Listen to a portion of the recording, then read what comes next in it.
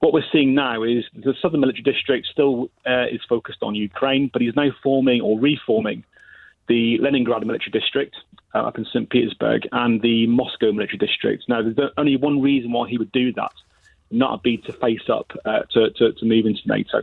Or into NATO territory, particularly the Baltic states.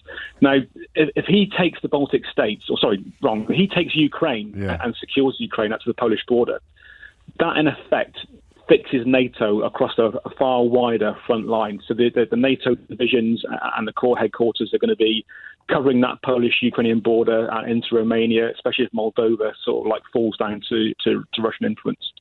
And that prevents those formations from moving up to the Polish Kaliningrad border to protect the Baltic states against any incursion into the Baltic states from the Russian forces, which obviously with the Moscow and the Leningrad military districts formed there now, there's more impetus for them to do that.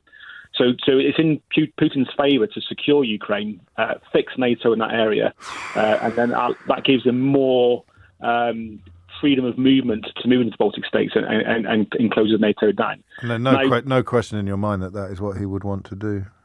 Yeah, of course it is. And now he's probably emboldened at the moment with the way things are in the US. Trump is no sort of major fan of NATO. That was clear after his last time in the Oval Office. And if he gets in there again, I think that would be a signal to Putin that America isn't really going to come and bail NATO out if it happens. We're already aware. We've seen it in countless occasions before where Putin has been trying to divide Western democracies, and NATO would be a big target of that. So if he can introduce some division into NATO, it's going to be less likely that they're going to react to any incursion into the Baltic states.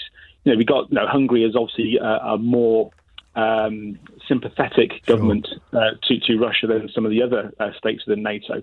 But if he can introduce that division into NATO while moving into the Baltic states, NATO is fixed along that Polish-Ukrainian border. Is NATO really going to want to come in and come to the defence of three important but very small in terms of territory? Well, you're the second person to say it. So, I mean, a treaty's only worth the paper that it's written on, in other words. Yeah, exactly, yeah. Crikey.